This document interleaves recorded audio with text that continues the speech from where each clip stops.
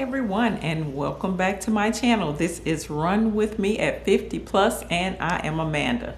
Today I am here to do my fourth state recap of my marathon. For those who may not know, I am on a journey to run a marathon in all 50 states.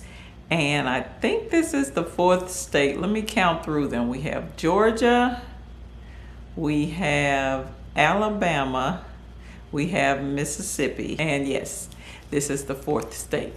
So for the fourth state, as you can see in the description, it is South Carolina. So yes, back in March, I completed the Myrtle Beach Marathon. Now we're gonna do our usual recap of the marathon, where I go through pieces and parts of the marathon. I have them listed here. This is what, my fourth or fifth go round, so I should know these questions by now, but I don't. So I'm gonna look them up in my phone, or at least I know the questions, but I don't know the order that I have them in. So I am going to look that up on my phone now, so we can make sure we stick to the script. All right, so as I stated, we are going to jump right into the Myrtle Beach Marathon recap. So first off, I am going to show you the hardware and the apparel that I received from running this Myrtle Beach Marathon. First off is going to be the medal. So here is the medal. It is a pretty nice size medal, actually. So this is my hand here. This is my hand, right? And this is the medal. So that just goes to show you how much of my hand it covers. Okay? So there you have it. This is the Myrtle Beach Marathon medal 2025. Nice. Okay, also, I'm going to show you the shirt that we received. This was a March marathon, so it was considered a winter marathon. So our technical tee is long sleeve. So this is what it looks like. So this is the Myrtle Beach. Let me see if I can move the camera back some so you can actually see it. But this is the Myrtle Beach Marathon 2025 long tee. And this, of course, is the back of the tee. I don't think I showed that in other videos, but that is what it looks like on the back. And this is the medal, as I stated. So let's dive right in so that we can make sure that this video is not too long. First off, we're gonna start with travel. So I traveled to Myrtle Beach. I actually drove myself to Myrtle Beach. I drove my vehicle to Myrtle Beach, so that's saved on airfare and all the things that come along with that, renting a car and all that. So I drove there Saturday, I think. Yes, it was Saturday morning. I got up really early because I knew I wanted to get there for the expo. So I got up, I drove there, and I went straight to the expo. I didn't really have any issues with traveling there. Highways were good, drivers were driving sanely, and so everything went well with me driving myself there. So that leads me to our next topic of discussion, which is the expo.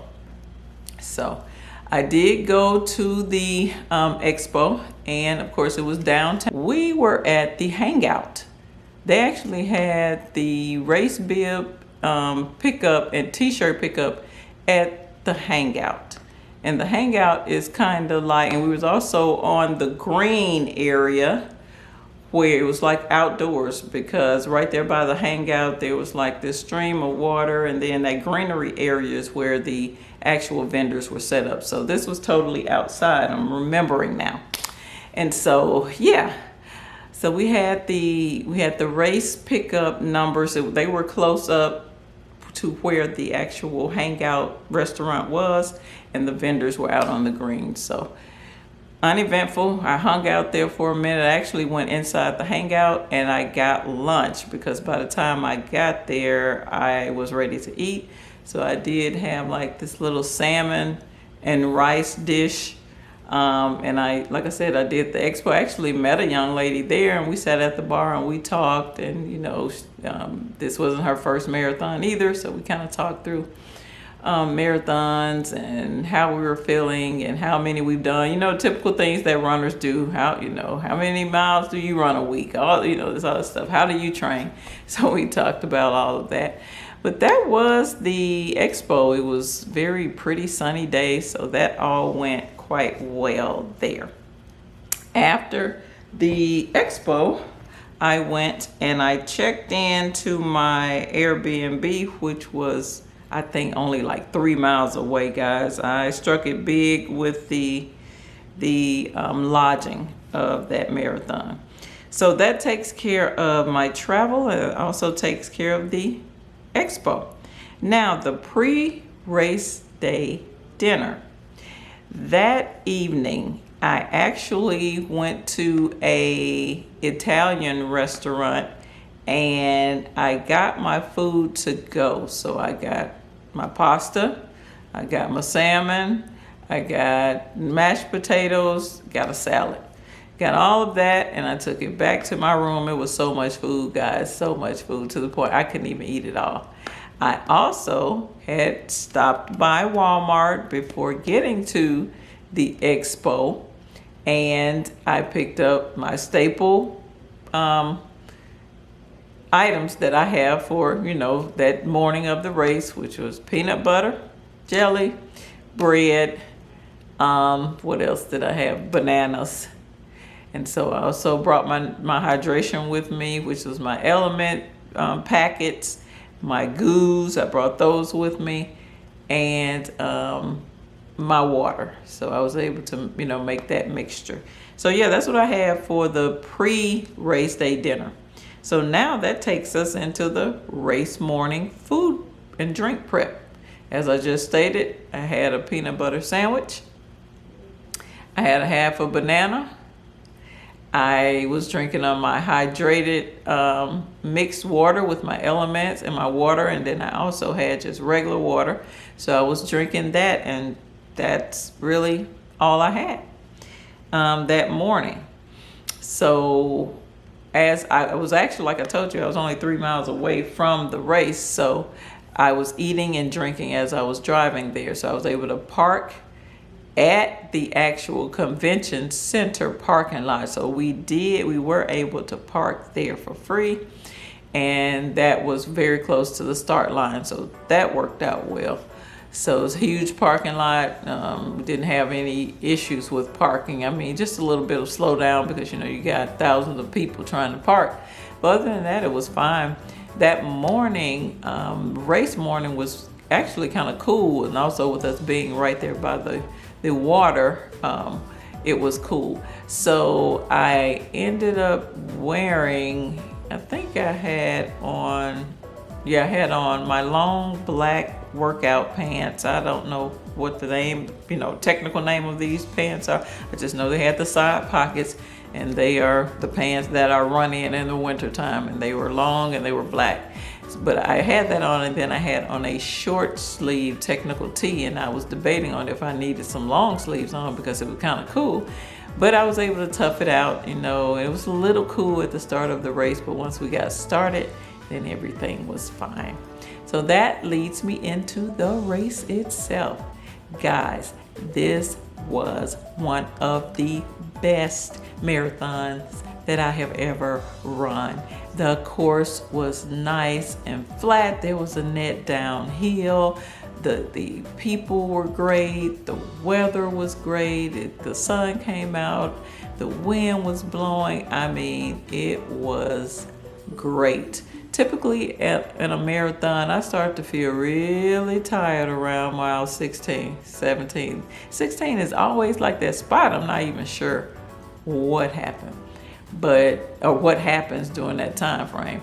But I was hydrating. I was doing the things I do at a race. I was getting some of the food and drink from the race aid stations, and I also had my pack on as well, my hydration vest that, like I said, had my goos in it, and my Element drink hydration, and also I think, did I have Cliff Bars? I may have had some Cliff Bars as well, and that's typically what I have when I'm running. So I had those items there, and like I said, I was taking water and electrolytes from the aid stations, and they were giving out bananas and fruits and goos and all of that. So yeah, but it was great. I don't think I really started feeling like tired until mile 24, guys. That's the first time for me. Like I said, it's normally around right up in that 16 to 18 mile range, but it was mile 24. That's why I knew, I was like, this is the best. So I was able to push on through the last 2 miles, and yeah, everything was fine. Let's see, anything that was uneventful about this race. Oh, there was a guy I saw that was running the entire marathon in sandals, like the flat Jesus type sandals where, you know, just kind of go between your toes, and then you have the little strap that ties around your ankle. That's what he had on. He was running the entire race that way. If I can find that picture, then I will post it. If not, then hey, just know that I did see a guy running the entire race in sandals. But that was really it with the race, guys. It was great. Also, this was my fastest time for a race. I actually got under 5 hours. I was so excited. I have it on the back of my medal here. The actual time was 4 hours, 54 minutes, and 15 seconds. I was like, yes, I finally hit under 5 hours for a race. So that was pretty cool. But yeah, that's the way that race went. Like I said, after the race was over, we went back. It kind of ended right back in that like greenery area where I was telling you we had the we had a portion of the expo. And so yeah, everything was great. Well, no, it didn't end there. There was another area. It actually ended at the Pelican Stadium. That's where it was. I just remember greenery, guys. It was green in both locations. So yeah, that race ended at the Pelican Stadium, and that's where we actually parked, at the Pelican Stadium. So it started and ended there. So the after race dinner and other activities. Okay, after this race, I was still feeling so good.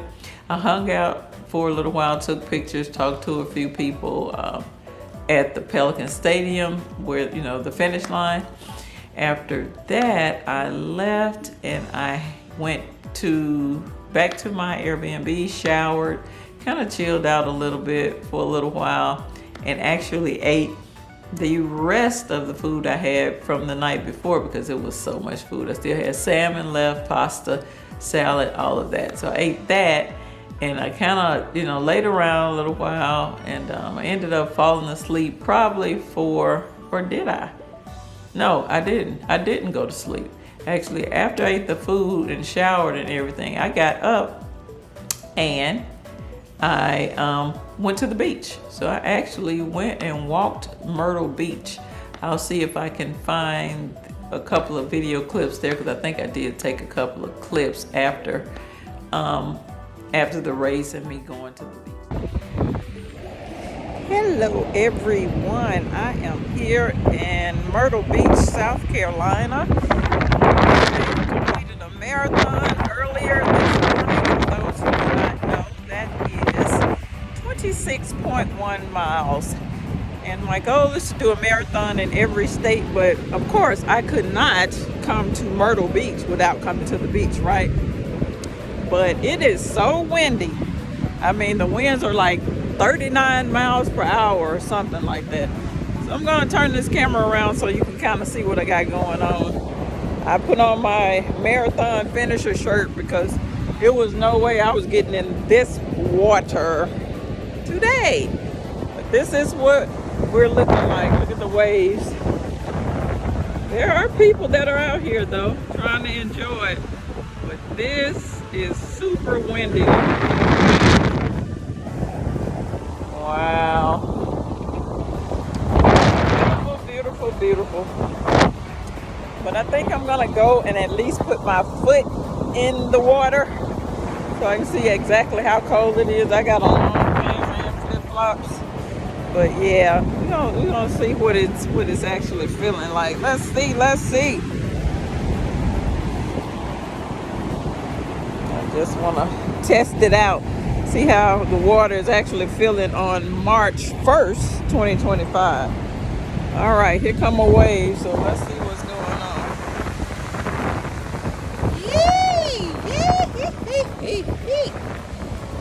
Y'all, this water is cold. I mean cold. And I'm gonna leave it at that. Peace out. So that's what I did that night after the race. Walked the beach, saw some people out there who had, also ran the marathon. And that was that. After that was over, I went back to my Airbnb and I stayed there another night, and I actually took off bright and early, probably around 6 or 7 that next morning, and I drove back home. And that's how my Myrtle Beach Marathon experience went. This was state number 4. Remember, I'm on a journey to, I forgot to show y'all this other shirt. Come to think of it, they gave us a finisher shirt at the finish line. I thought that was cool. So this is the shirt that they gave us. I forgot to show that one. And this is what it says on the back, 2025 finisher. Yep. So that was it, guys. That was my experience of state number 4. So I would love it if you would subscribe to my channel. Come along on this journey as I continue to recap my marathon journey. There is also going to be other videos on this channel as it relates to running and other experiences that I have with running. So yes, I am also running the 2026 Dopey Challenge at Run Disney in Orlando in January. So I'm gonna leave a link below if you feel led to donate to. I'm gonna be running with team No Kid Hungry, and if you feel led to leave a donation there, please do. If not, then if you would forward it along to other people that may want to help. We want to make sure that there are no children on this earth that goes hungry. There's no reason why a child should be hungry on this earth. So yeah, I am definitely kind of passionate about this organization. So if you feel led to leave a donation, please do. But this is all I have for this video, and I will see you in the next one. Peace.